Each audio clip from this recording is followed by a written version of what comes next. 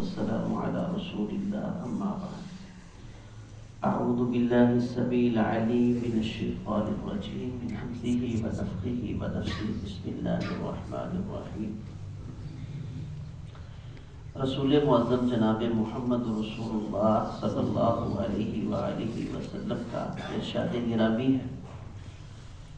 آپ نے فرمایا ان للمساجد اوتادا،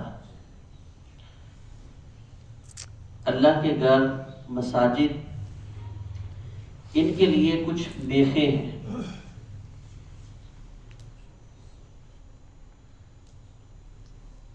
اللہ تبارک و تعالی نے اپنے گھر کے لیے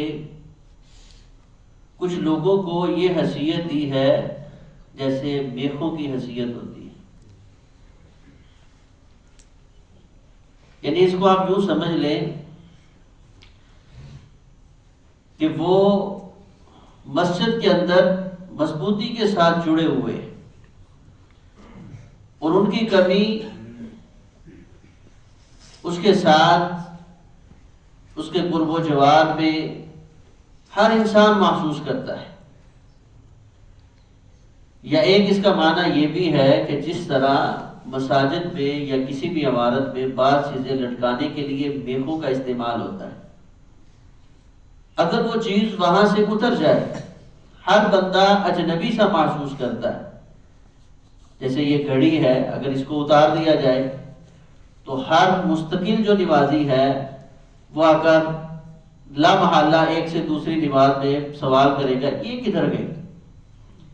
یعنی جب کسی نمازی کی مسجد میں یہ اہمیت اور حیثیت قائم ہو جائے کہ اگر ایک سے دو نمازیں وہ رہ گیا تو دوسرے نمازی جو ہے اس کے بارے میں پریشان ہوں، فکر کریں، احساس کریں کہ یار یہ بندہ نماز سے رہتا نہیں ہے، آج کیا مسئلہ ہے، یہ بندہ نماز سے کیوں رہ گیا.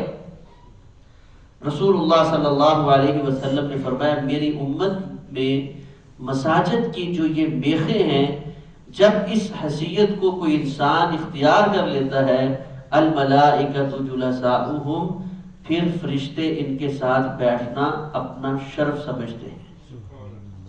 فرشتے یہ اعزاز سمجھتے ہیں کہ ہم اس نمازی کے ساتھ بیٹھے ہوئے ہیں.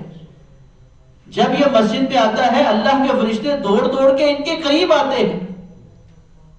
اور اگر اتفاقی طور پر یہ مسجد میں نہ آ سکے، نبی کریم صلی اللہ علیہ وسلم نے فرمایا ان غابوا یفتقدونہم، اگر یہ نمازی ایک نماز میں حاضر نہیں ہوا اللہ کے فرشتوں کا اللہ کے گھر میں دل ہی نہیں لگتا. یفتقدونہم، یوں سمجھے مسجد سے نکلتے ہیں، محلوں میں پھرتے ہیں، کدھر ہے اس نمازی کا گھر. نبی علیہ الصلوۃ والسلام نے فرمایا وہ اس کو تلاش کرتے ہیں اس نمازی کو. ان مریضوا فعادوہم، اگر وہ بیمار ہوتا ہے اس کی جا کر تیمارداری کرتے ہیں، اس کو حوصلہ دیتے ہیں، اس کے لیے دعائیں کرتے ہیں.